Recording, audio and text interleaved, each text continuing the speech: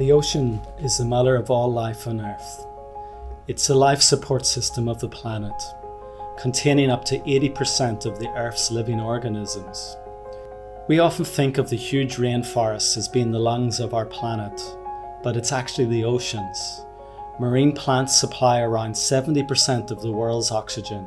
The ocean, along with the ice sheets, act as global air conditioners, transferring heat from the equator to the poles, regulating our climate and weather patterns.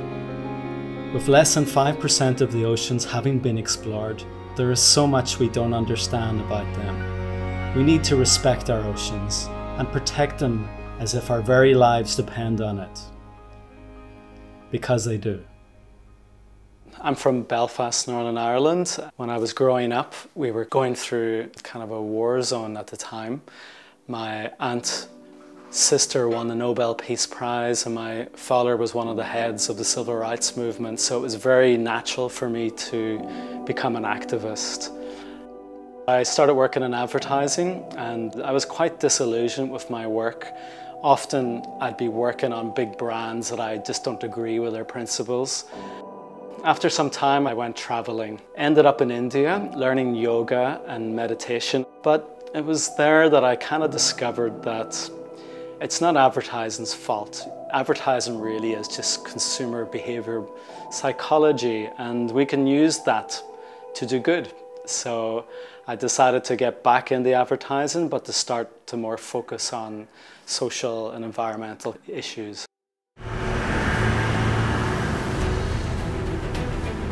Where a company's more focused on doing good, doing business, you're actually helping the environment, you're helping a cause, you're giving back.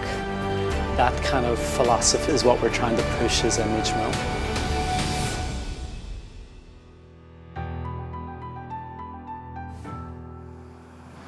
This new series, Save the Beyond 2020, what we wanted to do is connect all the oceans of the planet. We've picked some of the best diving spots from all over the earth. We want to just show people how beautiful they are, and I really believe that people just see how incredible they are and they'll realize just what a treasure they are and how we need to protect these for ourselves and for future generations.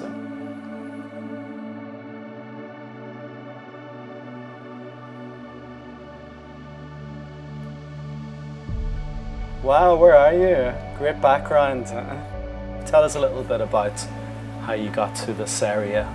Sure. So I was born in Melbourne, Victoria, which is the southern part of Australia. For me, the Great Barrier Reef was always the end goal. I just fell in love with the ocean, fell in love with the idea that there was a whole nother world under the waves. So I live and work on the Great Barrier Reef and feel like I'm the luckiest person in the world.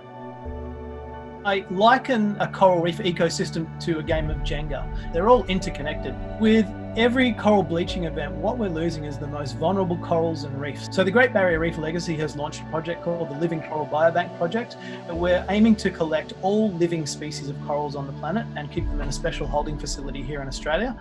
And the reason for doing that is, we can maintain a living genetic stock of corals and their symbiotic algae and bacteria. We're taking advantage of corals' natural ability to kind of live forever. They don't have programmed cell death, and they're trying to look at how to restore and recover big sections of coral reefs. In the background, we're collecting the biodiversity of corals for long term, so we can rebuild reefs if coral species go missing. But we are looking at local restoration efforts. We're installing an artificial reef system locally here off Port Douglas that looks at helping the natural system recover quicker from bleaching impacts. We need to make sure coral reefs survive. It's not too late. We do have an opportunity right now to do something, but we need to take it.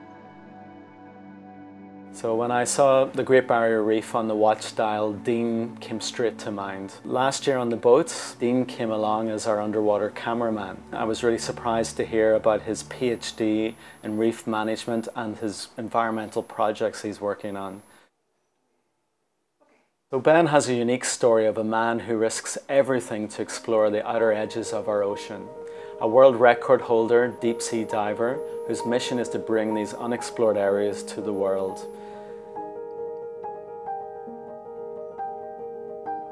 Still, every day, if I jump in the water, water's around Phuket, I still feel this thrill that I still had the first day. The diving around Phuket is easily accessible. The waters are nice and blue. The fish life is very good. The corals are in very good shape. For me, the place where I would have spent 20 years of my life, it goes really fast. Dropping down, as you will know, it will get colder. The colors fade. In the end, you end up in a moon-like landscape, black and white. Everything seems to slow down. It's like a moon twilight zone almost. Actually, citizens, they had the 200-meter mark on them, and they go actually well below 200 meters. It was always a challenge to find the equipment that would be supported to these dips. Sadly enough, you come to the bottom and you will always see the remains of humans, plastic bottles, but still having that interaction with the fish life, and that still is an amazing feeling. Matthias helped discover many of these regions' incredible world-famous dive sites, but more importantly, his life mission is to protect these natural treasures with a focus on overfishing that is devastating our oceans. This is really vital work that he's doing. Hello, Matthias. Nice to meet you. Nice to meet you, Rick, here from the Galapagos. Let's get stuck into just about a little bit of background on how you ended up in Galapagos. Roger. I came to the Galapagos the first time 32 years ago. I was lucky to start to work in this living laboratory. Galapagos has surprises everywhere. We have the marine iguana, only iguanas that are diving down sometimes to 60 feet. We really have a lot of cleaning stations here. So one of the most famous are the cleaning station of the hammerhead sharks. What is interesting to mention that a lot of female hammerhead sharks are coming in because they are having more problems with the skin because of the mating activity. The male bites into the neck of the females. The Ecuadorian government had invested a lot of time and resources to try to protect the national park. But we have the industrial fishery. This is a very lucrative business, and we have in our marine reserves. So we have this constant threat of these big industrial fishing boats. Now with the COVID pandemic, we don't have the resources right now to control the marine reserves, so we are afraid right now. Working on Save the Beyond has been the dream job for me. What we wanted to do for this one is to look at the real heroes, working tirelessly behind the scenes to really help the environment, to protect these natural assets. We traveled all around the world last year. We went to the Indonesian seas and we went out with the amazing marine biologist Abam Sianapar. We were diving into this deep ocean, and after a while these huge mantas came flying overhead, and some of these guys were up to 5 meters in width. We went to the Great Barrier Reef where we met Nathan Cook, who is a reef restoration expert.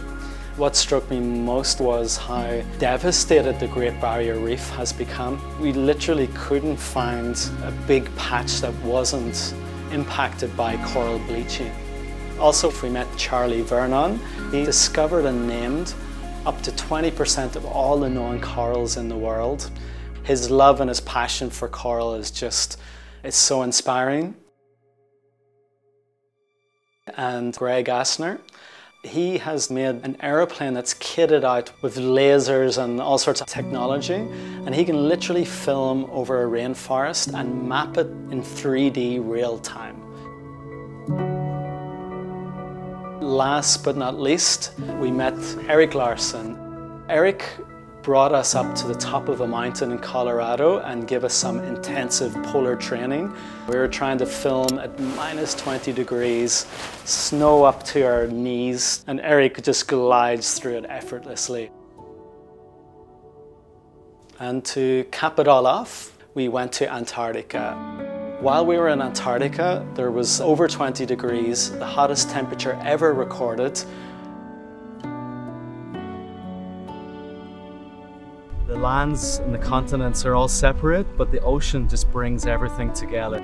Through my filmmaking, I really want to make those connections again, to help people realize just how reliant we are on nature.